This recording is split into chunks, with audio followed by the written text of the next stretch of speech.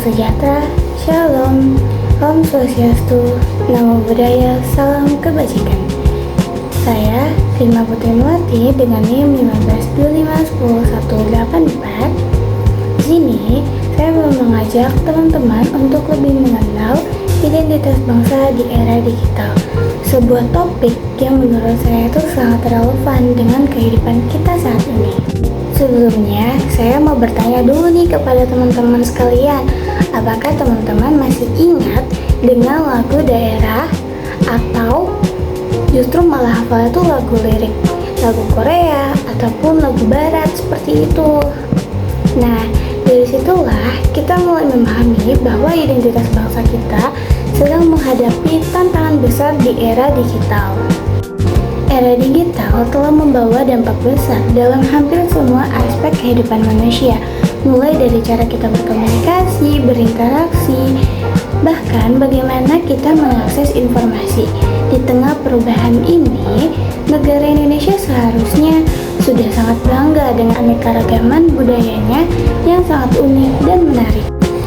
Jadi, ada yang tahu nggak teman-teman apa itu identitas bangsa?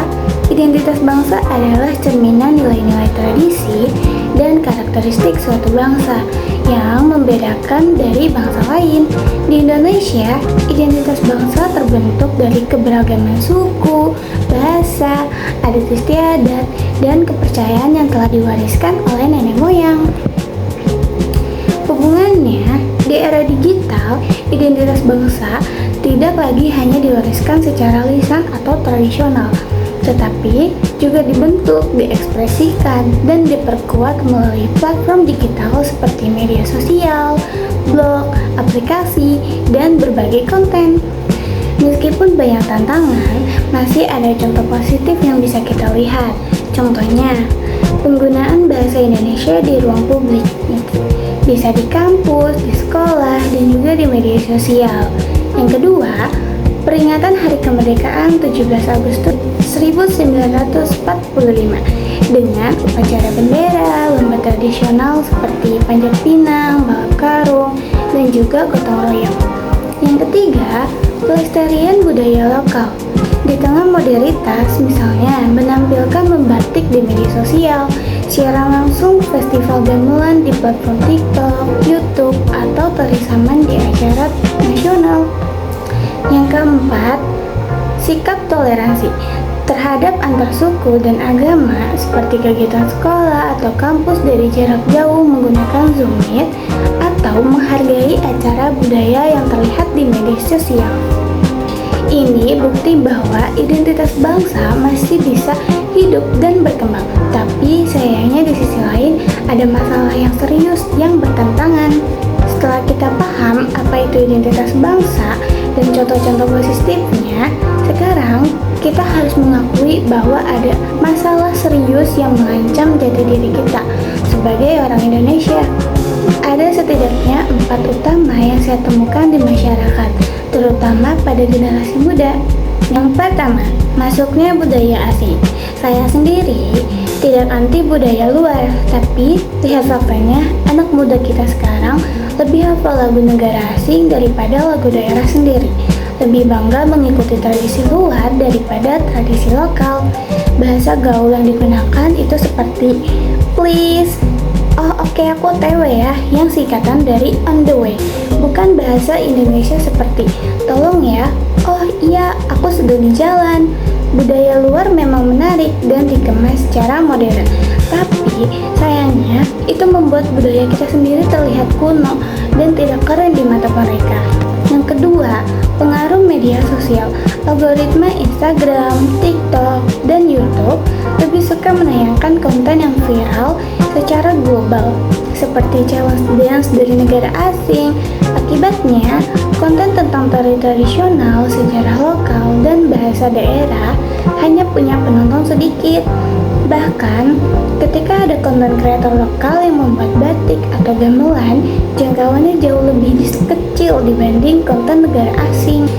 Ketiga, kurangnya pemahaman sejarah dan Pancasila. Coba tanya teman kalian, siapa tokoh di balik penulis teks proklamasi? Atau apa isi Sumpah Pemuda. Banyak yang bingung, pendidikan karakter di sekolah masih minim dan cenderung hafalan, bukan penghayatan. Akibatnya, generasi muda tidak memiliki fondasi yang kuat tentang nilai-nilai kebangsaannya. Yang keempat, pola pikir instan. Generasi muda kita tumbuh di era serba cepat, seperti makanan instan, informasi instan, bahkan hiburan instan. Akibatnya, hal yang butuh proses, seperti belajar tari tradisional yang memakan waktu berbulan-bulan, atau mempelajari filosofi batik yang rumit. Nah, kedua itu dianggap ribet dan buang-buang waktu. Mereka lebih suka menonton video singkat yang lucu daripada mengikuti lokakarya membatik atau mempelajari aksara daerah. Budaya tradisional dianggap norak dan tidak modern. Lalu, apa kritik saya terhadap kondisi saat ini? Yang pertama, pemerintah belum memaksimalkan dalam mengintegrasikan identitas bangsa ke dalam kurikulum digital. Kedua, orang tua dan lingkungan terkadang lebih bangga jika anaknya fasih bahasa Inggris daripada bahasa daerah. Yang ketiga, media massa lebih suka menayangkan budaya asing daripada budaya lokal secara modern dan menarik. Tapi jangan khawatir, ada solusinya. Solusinya yang pertama, mengintegrasikan materi pendidikan kewarganegaraan ke dalam materi pembelajaran mulai dari SMA hingga mahasiswa tahun pertama. Yang kedua, tekanan kepada platform digital dan kreator lokal untuk membuat konten budaya yang kekinian. Membiasakan penggunaan bahasa daerah di lingkungan sekitar, bisa di rumah, di sekolah, maupun di media sosial. Jangan malu pakai bahasa daerah kita sendiri. Jadi teman-teman, kesimpulannya di era digital adalah tantangan sekaligus peluang. Generasi muda tidak perlu meninggalkan budaya sendiri demi menjadi modern. Justru kita membawa budaya lokal menjadi gaya hidup digital yang keren dan membanggakan. Sekian yang bisa saya sampaikan tentang identitas bangsa di era digital.